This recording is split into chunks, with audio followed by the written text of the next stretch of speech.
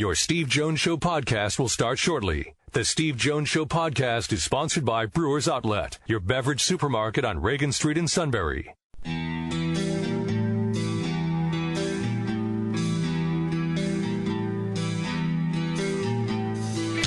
Sports talk where your voice counts. This is the Steve Jones Show on News Radio 1070 WKOK. Now from the Sunbury Motors Studio, here's Steve Jones.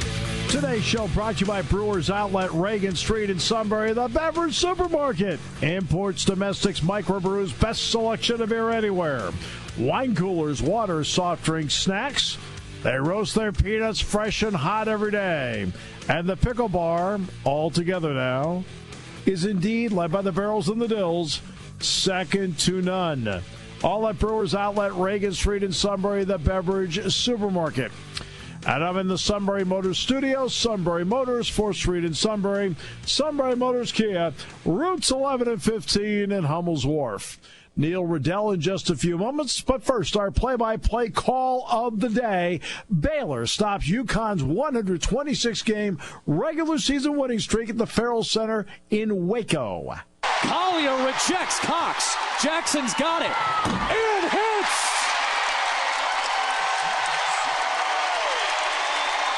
And for the first time, Kim Mulkey's got a win against number one.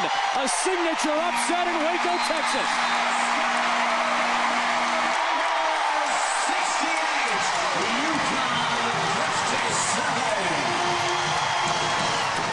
Dance on, young lady. Kalani Brown with 20 points and 17 rebounds. And indeed, that is our old friend Adam Amin, one of the best in the business, with the call last night on ESPN as Baylor beat UConn in women's basketball. Very pleased to be joined by old friend Neil Rudel from the Altoona Mirror. Neil, Happy New Year. Great to hear you. To you as well, Steve. Thank you. I want to start with Kevin Givens. You would know the situation better than I do. Football aside, what kind of family background does he have? And would this be a case where he would certainly be helping his family out by going to the professional ranks? Well, I guess that depends, Steve. I mean, if it all comes through for him, I hope he's right. I think that it's easy for a lot of people to say, well, why is he leaving? And we don't know the what people's personal background is. I think Kevin has had his challenges, but I think Penn State did a really good job to get him to this point. It kind of began to circulate, probably within the past couple, 3-4 weeks, that maybe he was considering this, and I think it speaks to what James mentioned at the December 14th press conference about how agents can now talk to these kids. I mean, that's been in place for about 5 years, and the schools, the NCAA couldn't police it, and so it's sort of open season, and that's probably what happened. There was some temptation, and Kevin played. I guess he improved. I think as it went on, for sure. I think a lot of us felt he could benefit from one more year, maybe play himself up into a higher pick, but who knows? Maybe he's the kind of kid that can go to the combine if you can run fast enough or jump high enough, or in his case, lift the kind of weight that he does. Hopefully his dreams can come through that way. It's interesting because Penn State has had players go early to the draft. Saquon Barkley, Allen Robinson, Chris Godwin, LeVar Arrington. You can go through a long list all the way back to Mike Munchak. But it's always been singular cases. A guy left. Oh, gee, okay, how do you replace Godwin? Oh, gee, Robinson left. How do you replace Robinson? This is the first time it's ever happened where 5 guys have left at once. Is that part of the shock system, in your opinion, for Penn State fans? I think so. It used to be that if you were going to be a first round draft pick, everybody wished you well. I mean, I remember Kajana Carter was pretty much in tears, did not want to go. But you don't really have a choice with that kind of generational money, life-changing money But I think that, to me, some of these kids, it was understandable. Sharif Miller, people had the perception he was going to leave. Miles with, running backs can only take so many hits. McGovern is rated super high. But then when Bates left and then when Givens left, it began to really kind of open the floodgates. I thought busy day of news the day after the bowl game. We're not used to that with the dismissal of receivers coach too. But I think that the fact that there's 5 is a little bit alarming. Maybe case-by-case basis you can understand each, but collectively it makes it look like, geez, they have some real replacement work to do. Yeah, and what's interesting is that, I believe all 5 would benefit and become better football players by staying another year. Okay, so that said. But that's not the reality of the real world, because also something has to be factored into this as well. By waiting another year, there's also going to be a lot of young players next year entering the draft, and they may not improve their draft position even though they're a better player. Yeah, and we don't know yet whether this is it, whether there's maybe another kid or two that's going to come out. I mean, there were 4, and then Sanders took an extra day, so maybe there's kids that are still mulling. Is it January 5th? Is that the day, Steve? Do you know? It's the 14th, I think. Okay, yeah. So because remember, they can't do anything about this until after the national championship game. For example, they expect 4 to 6 Alabama players come out, but they're not going to declare before the game. Just as the Penn State kids didn't. Right. Yeah. I think it is unusual. Kind of makes me wonder that what we're dealing with in college football now is a little more impatience, with the size of contracts that are out there. And there's no let-up for these kids. And I think you're starting to see that, it's like they're hardly ever off. I mean, from... I think they flew back right after the game, right? Yeah, they did. So I don't know. I just kind of wonder whether everyone needs to take stock of where the sport is right now. And I don't just mean Penn State. You're going to play a national championship game tomorrow in Santa Clara, and already they're talking about some empty seats because of proximity, repetitiveness of the entrance. So I don't know. I think this is kind of, part and parcel of where we are. I think some of the kids are anxious to kind of get on with it, to see if they're good enough, to see if they can get paid, whether it's in the first contract, the second contract, or whether it's in the NFL or a different league.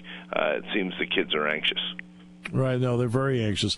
As for leaving after the game, players had the option, if they want, it's their free time. The others went back to state college so they could get the rest of the time off before school began on Monday. So, I mean, there is some time off, and there was time off for them during Christmas, too, because they all spent Christmas at home. Right. I'm just talking about big picture, though. Years ago, the kids could go home in the summer. There was way more freedom than it seems that a lot of these programs have now. Well, it seems like it's a 365 thing in a lot of ways. And I'll give you an example. You and I both know, Neil, that you'd go to training camp and they'd have 2-a-days, and essentially that's where, even though you did some working out in the off season, that's where they got in shape. Well, today you'd better walk into the first day of camp completely in shape because they're not doing conditioning; they're going right to work. Yeah. Hey, Steve, you might know, maybe it's even better off air. I'm just not sure what the process is for some of these kids that do declare. Okay, classes start, Monday? Yes, they start Monday. What happens to the kids that have now declared? Pretty much clear your stuff out? Some of them I know went to maybe some training sites, possibly directly from the bowl game. I'm guessing your training table privileges are gone. What happens, Yeah, training table privileges would be gone, but you would still have access to the Penn State weight room. You can have access to Dwight Galt and his staff and things like that. You can get an auxiliary locker there. You probably get to keep your old locker for a while, but remember, I think they're going to be like 10 or 11 early entries. Right. That doesn't, so they're going to need locker space as well. But you still have access to the facilities here and so forth. But when it comes to training table and things like that, you are now on your own. You have to take whatever money you have, and it's up to you to buy your meals. It's up to you to now, I'm sure these guys, through depending on their agent, would be getting an advance to then help them with training costs and things like that. See, this is where we talk about players getting paid on the college level. Between the coaching and the strength and conditioning coach and the speed coach and the training table and the nutritionist and the sports performance guy, right. They're getting all of that in their scholarship as they go through, and I think sometimes that's forgotten. And you're also getting a heck of a lot of structure, which a lot of the kids need. So, hey, hopefully, as you say, a lot of these kids would have benefited from another year. Let's see if how high any of them go. Amani might go high, but he was due to his eligibility's out, or up. So he may be the highest of the picks. Yeah, he probably. He very well might be. I mean, we'll find out, and we'll see how they combine out. Very quickly, Neil, what's your assessment now? Obviously, they've got to move forward from this. And if and the really good programs are deep enough where, like, for example, Mike Miranda, it's probably his time to start playing anyway. But how do you view this, and how do you view where Penn State is in 2019, at least initially? Well, I think the big thing, even if all these kids stayed, the big thing is I think they got to figure out the quarterback. I mean, this guy left his heart and soul and part of his foot. He just gave them everything in Trace McSorley. So, I mean, how many games that he willed them, if not to victory, at least to be in. So I think that's where some of it starts. But now with the offensive line, and is the defections complete? My first thought is, geez, the Simpson kid from Hollidaysburg, who I know was invited to walk on, but he played well against Maryland last year. Yeah. Should he have hung around? I don't know. I mean, there's more opportunity. He's a smart kid. So anyway, they're going to have to replenish, I would say, starting on the offensive line. Defensively, I thought they were pretty impressive. Parsons played terrific, I thought, the other day. And it looks like they have enough that they should be good on defense. The running back, Slade, I think a lot of people were anxious. They were impressed with him to see him even more. Receivers, there seems to be young talent that supplanted even the older guys as it went along. Tight end looks like a great position right now. But, hey, that schedule's not getting any easier. So, when you lose your leader and you're coming off, to me this year, Steve, I don't know, I felt that they lost at least 2 games when they were the better team. And that would be in the Citrus Bowl. Although I give Kentucky credit, man, they came to play. Their stars stayed there, and they wanted to make history, and they sure did. I got to give them credit. But Michigan State, Penn State let get away, and they outplayed Ohio State long enough to win the game. So I think there's some frustration that needs to be, kind of moved past as they get to another year. You and I have done this a long time, so this will be off the beaten path for a moment. What do you enjoy about covering sports today, and what's the part about sports that you don't enjoy that there's a part of you says, in the old days you felt like it was handled better? Wow, that's probably a whole separate show. Yeah, probably. It now probably is. I think it was great that we had access to Sandy Barber down there, and that was gave us some good news. I think that at times the access has tightened up some, at least at the site. We were very spoiled by Joe the morning after. Got a lot of information after, you got some more raw emotion from the game. You were able to put closure on the season, look ahead. It was kind of an uplifting. I thought it was the best press conference of the year, win or lose. Right. But, I've moved past that. Now you're going to the next day where, boom, all of a sudden the next day after the bowl game there's a lot of activity. There's changes, there's defections, but I think there's such an emphasis on the recruiting and the younger players. Not even guys necessarily coming in, but guys being offered in 2020 and 2021. I think those are. I'm more interested once they get here. Me too. But I know there's a big culture, particularly with all these websites, that's been prioritized. So, I would say those couple things. I think, James and Bill O'Brien before him were good to deal with. James also meets the media briefly on Wednesdays in addition to Tuesdays.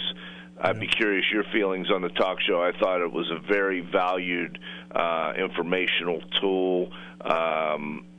When there was more interaction with the callers once upon a time, I thought that was a great showcase for Joe's personality, and also opened up to the whole state to be able to ask unfiltered questions, not rude questions, but just more so than the scripted. I just enjoyed that as kind of a must-listen, years ago. But then people say, "Well, you can't move on. You're only looking back," and I'm trying not to do that. No. But on the talk show part, that actually wasn't anybody's decision. That was a Learfield decision. They'd started doing that more and more at other schools where they weren't taking calls. I think logistically, it might be easier for them. Sometimes there are other reasons for it, because I, too, was one that enjoyed hearing the interaction with the calls. But it really is a decision that was out of our hands. So. Well, so be it. I'm just talking about what the end product.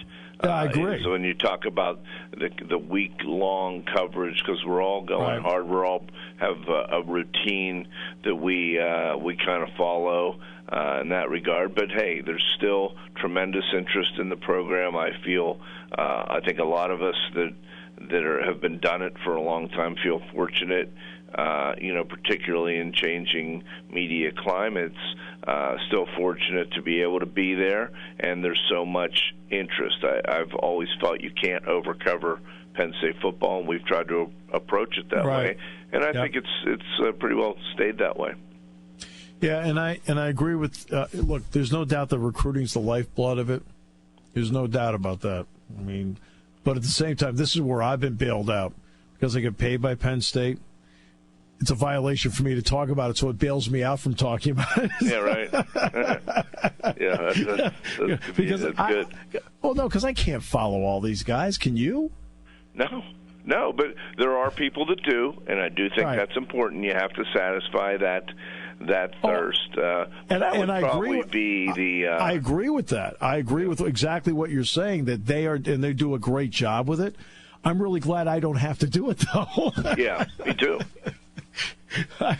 And I'm like you. Once they get here and I see them work against comparable competition, then I get a pretty good evaluation of where they are. Yeah.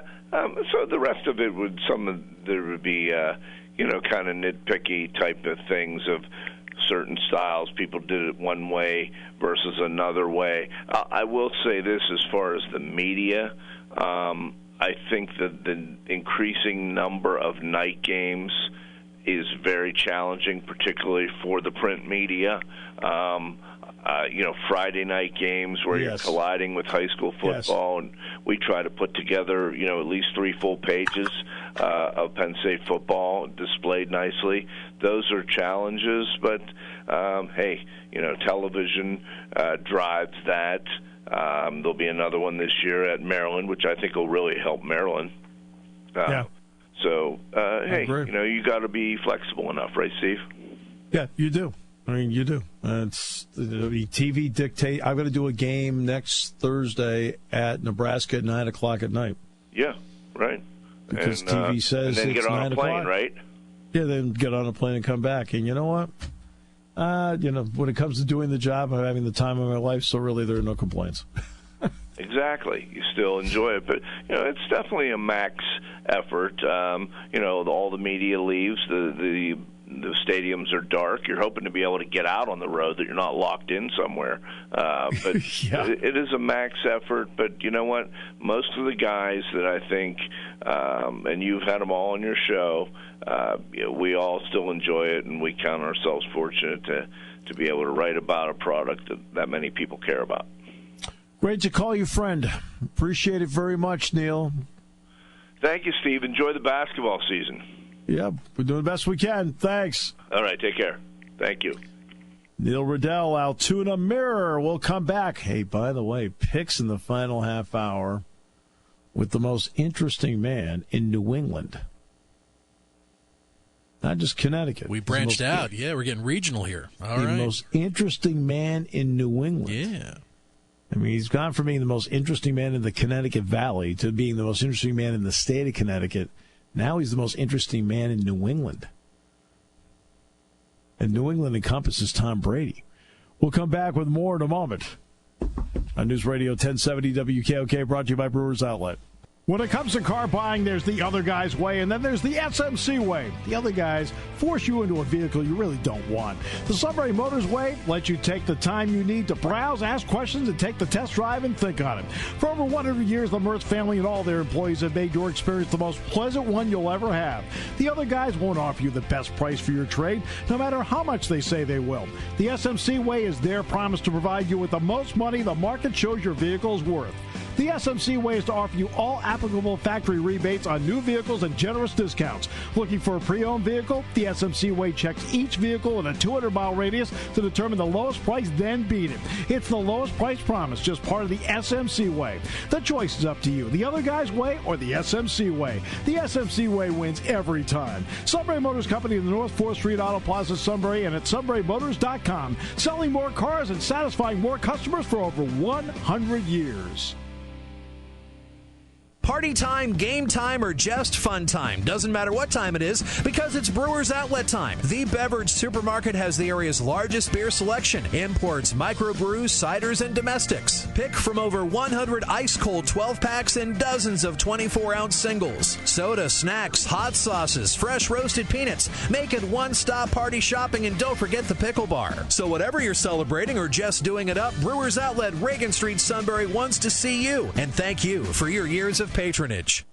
Taking your calls at 800-795-9565. This is the Steve Jones Show on News Radio 1070 WKOK. Now from the Sunbury Motors Studio, here's Steve Jones. All right, today's show brought to you by our good friends at Brewers Outlet, Reagan Street in Sunbury. Best selection of beer anywhere. You got 4 playoff games this weekend in the National Football League. So you want the best of imports, domestics, microbrews. You need to restock after the holidays anyway.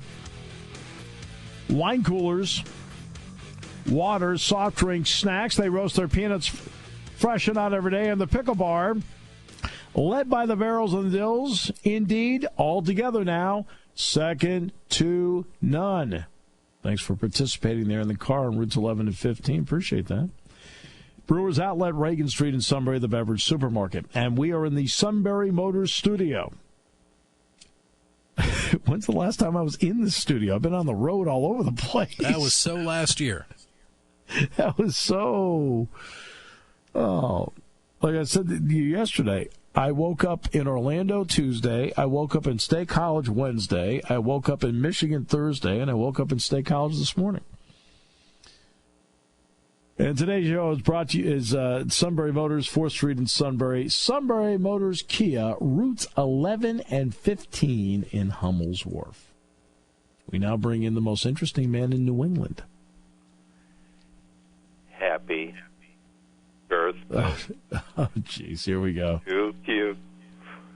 Happy birthday to you. Happy birthday, Mr. Sports Guru. Happy birthday to you. Yes, that's Monday. I was going to say, is that for me or is that for Steve? Yeah, You both have a birthday? Sean. Because I can do it again. Well, we're commercial free till the top of the hour. I mean, Yeah, that's true. Is yours today, Sean, or is it tomorrow? It's today. It's today. Oh, wow. Yeah. See, I knew I had epiphany. So. I thought you made a New Year's resolution to stop with those epiphanies. Yeah, they don't really work very well. So we are Penn State. But by the way, this is Sean's birthday today, so happy birthday, Sean. Thanks, guys. Happy birthday. Great. Thank you. I don't feel 53, so that's a good thing. How touching was it? 53. How touching was it when the suit wished you happy birthday this morning? It was pretty good. It was fine.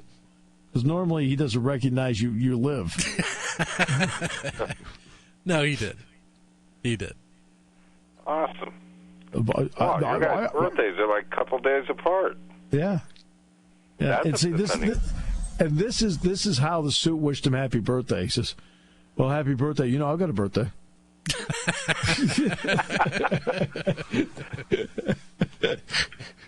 Hey, he won the thing again. Wow. One for the thumb. Coming last again. Although that was only a 4-game gap between the four of us. That wasn't too bad. Oh, it was a good one this year. It could have gone any way, you know. So, could have gone anyway. No, I should have had an epiphany going into picking the Pinstripe Bowl. That was the start of my downfall. So. No, mine was picking Purdue. Jeez. 34-0 after 5 minutes. I was like, oh, my God. And Michigan, what up? You know? I mean, it's one thing to lose. It's another thing just not to compete. I was just there yesterday. They are not happy campers there. No. I mean, his job's got to be on the line. I mean, again, hey, someone's got to win, someone's got to lose, you know? But to just plain get blown off the field is just, that means your team's not ready at all.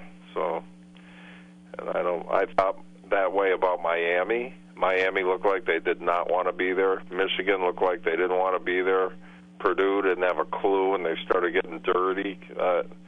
You start wondering about those programs and where they're at. So you don't mind losing as long as your team competes, you know. So, but now losing sucks too, but whatever. Yeah. That Penn State game just frustrated me so much. I was just, because I don't put a lot into the comeback, because I looked at it like, you know what, you shouldn't have had the comeback. You know, you put yourself in a bad spot. And yes, kudos for coming back and making it exciting, but you never, ever should have been in that position. Not against that team. You were better than them. Yeah, well, and that's where, you know, you run the fake punt. It gets juggled. You don't get it. You give up 3. Then there's a punt return for a touchdown. I feel like he handed him 10 points. Exactly, and that's how I look at the comeback.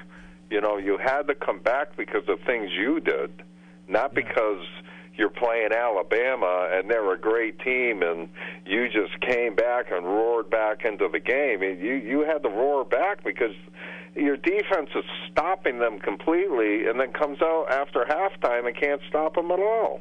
And then stopped them again. You know, you can't spot any team, at least on that level. You can't spot them points. And hats off to the quarterback. That kid's one tough nut. So, he is. He's a special player. Yeah, he's very special. I don't know how he'll do in the NFL. He will be drafted. But it doesn't matter. He will always be a favorite. So. Yep, no question. He'll always be. I've did a lot of interviews and obviously about him, and I've told people, like, they'll ask me, where does he stand? I said, look, he can stand side by side with the greatest quarterbacks in Penn State history. You know, he can stand side by side with Kerry Collins, Blackledge, Michael Robinson. You can go through the long list of them. He can stand side by side with any of them. And I said, and he'll also be fondly remembered around here is that when Penn State was coming out of a difficult era, he spearheaded 31 wins in 3 years. And believe me, in 12, 13, and 14, did anybody think Penn State would get 31 years in 3 years? No way. Not one person did. Anyone who says they did is kidding themselves. And he stuck with the program, and he would never let them lose, you know. Okay, he lost a few games here or there, but boy, they won because of him, but they never lost because of him. And that's probably a pretty good way to put it. The kid left it on the field, and gonna miss him. Wish him well in the NFL. He'll be a good backup somewhere. Maybe the lightning will strike again. His size is going to hurt him, you know. But, well, that's where I would love to see him be in the NFL. But I'll tell you right now, I think he could make. If that doesn't work, I want that to work for him badly because he deserves that. Yep. But I'll tell you right now, if that didn't work, I think he could do something in the CFL. Sure. Flutie went up there. Sure, very absolutely. Similar to Flutie, you know. Yep. Yeah. Then why not? I mean, if he loves to play, go play. You know, you play as long as you can. But I mean, you don't know with him because he's always won anywhere he's gone. You know, it didn't matter. It's like a lifetime Jeff Bagwell, lifetime 300 hitter. No matter what level he played on, he batted 300. You know, and. Some guys, they just excel, and he is quote unquote a winner. He knows how to win. And if you knew him, you'd like him even more. Really, that's great. Yep. I mean, I really genuinely like talking to him. I really genuinely like talking to his family, his parents. I mean, you know, really nice, solid family. You know, he kids around, you know. He's a communications major, and he'll say, he'll say, you know, you're guys, I'm gunning for your job, right? And so I said to him, I said, remember the first couple of years when Hackenberg was here? He said, yeah. So remember how to wait your turn? Don't forget, Steve, he doesn't lose. Yeah, I know he doesn't lose. It's okay. I try not to either. I know. No, he'll excel wherever he goes. He just comes across that way. But he would do a great job in this job too. By the way, because I'm sure he would. Anything he does, he'll excel at. He's really come a long way. I mean, because we start interviewing these guys in the post-game show, and it takes a little while sometimes for people to get comfortable. Once he settled in and got comfortable, we'd have him on maybe 4 times a year. He's the starting quarterback, so he'd be on more than other people.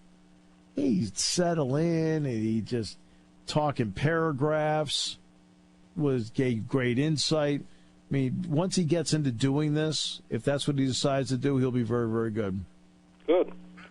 I know a lot of the guys they're putting in the booth on ESPN, they're pretty good.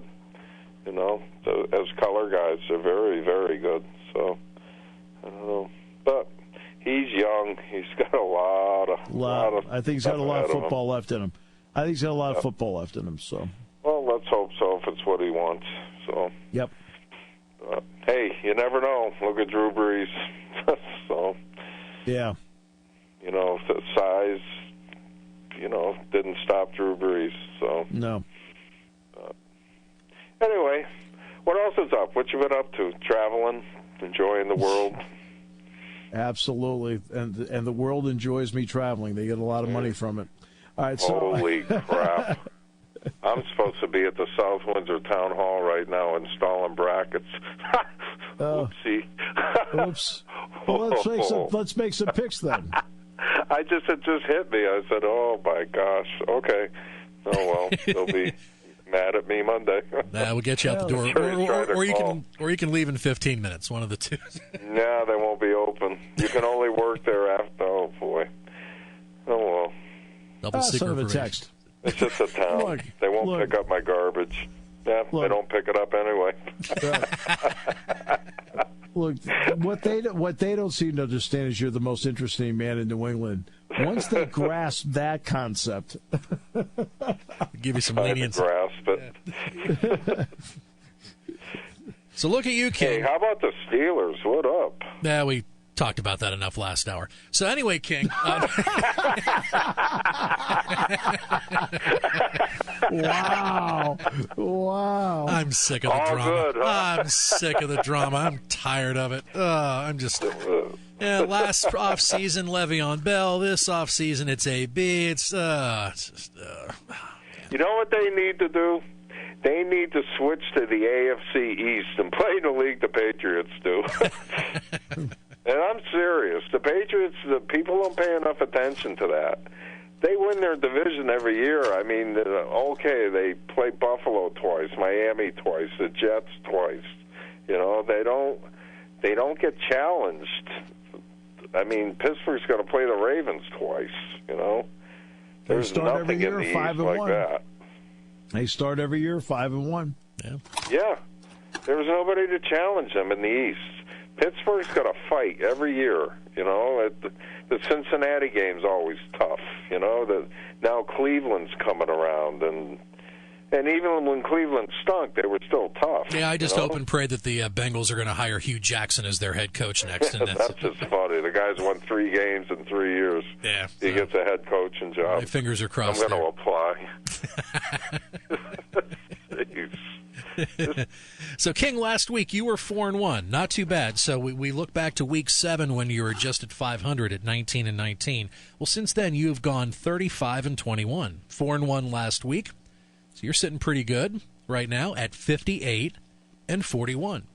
Steve is 62-37, and I'm 73-26.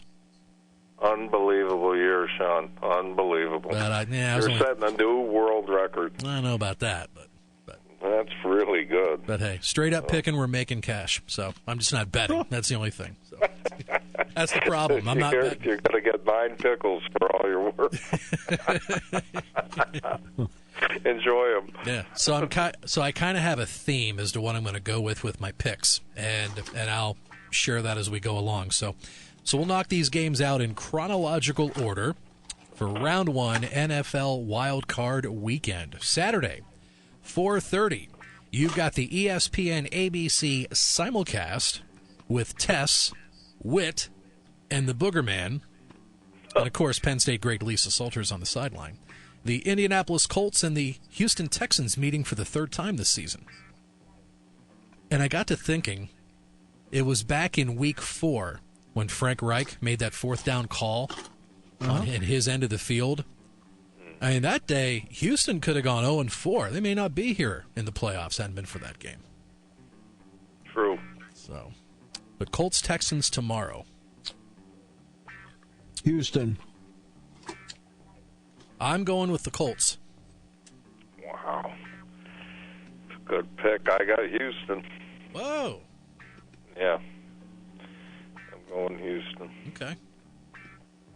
I like that defense. I love the Colts are playing great, but I just because it's in Houston, I think it's a tough spot. Even though Indy beat them there a few weeks ago. 1-5, going 1-5, and then making it into the playoffs. One of the great stories this season. Yeah, good for the area too. So Saturday night, 8:15 on Fox. Buck, Aikman, Andrews. It is the Seahawks and the Dallas Cowboys. Go ahead, Steve, say it.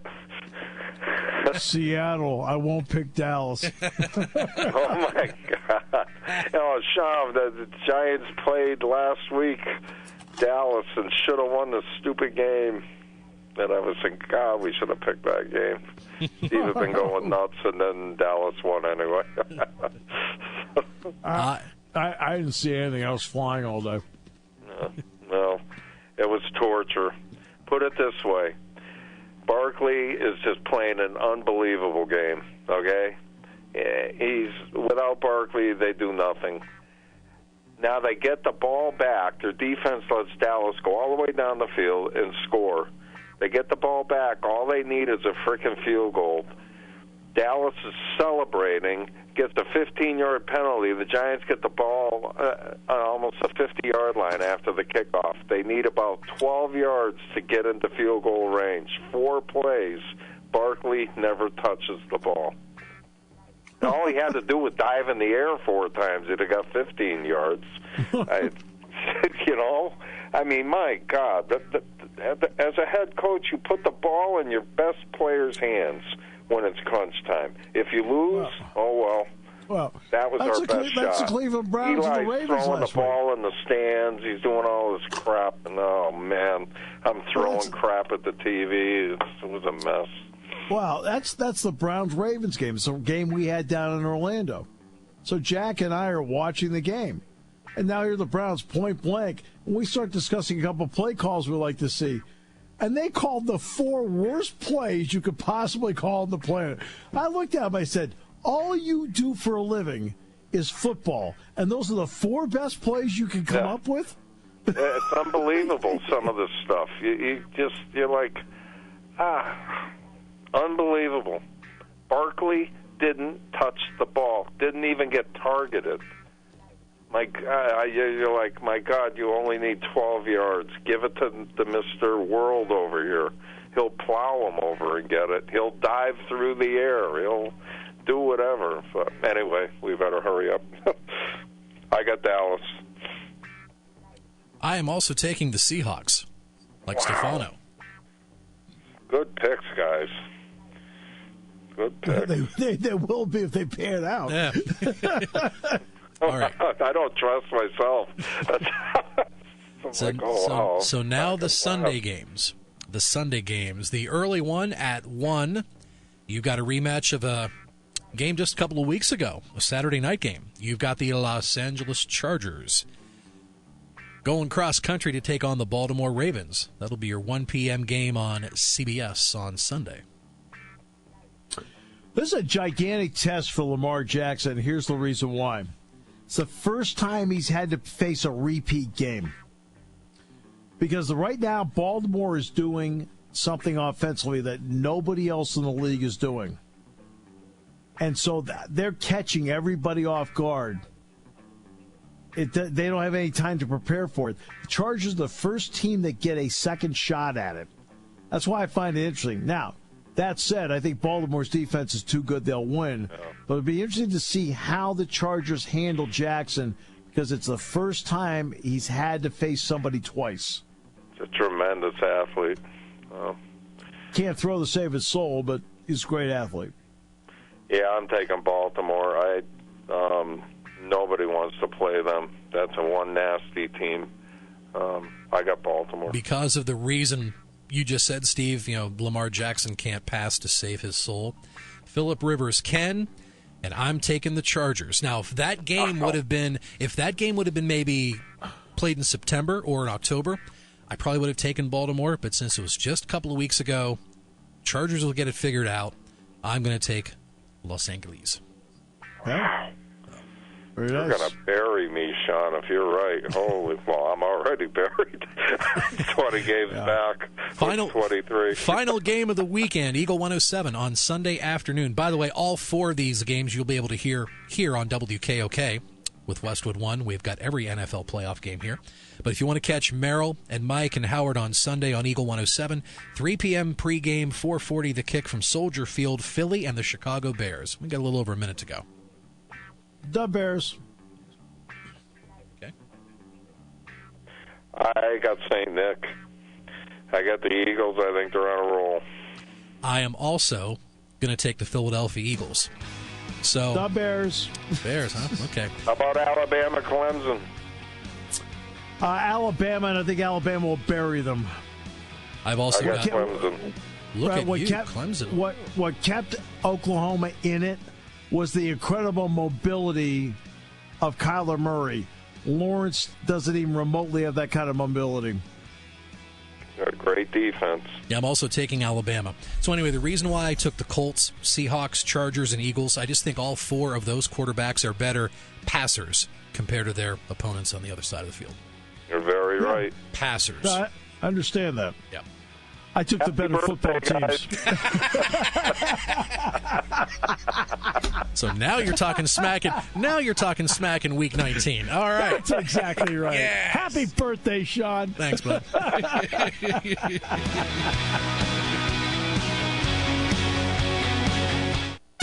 You're listening to News Radio 1070 WKOK Sunbury. You can hear us anywhere in the world with the Sunbury Broadcasting Corporation app.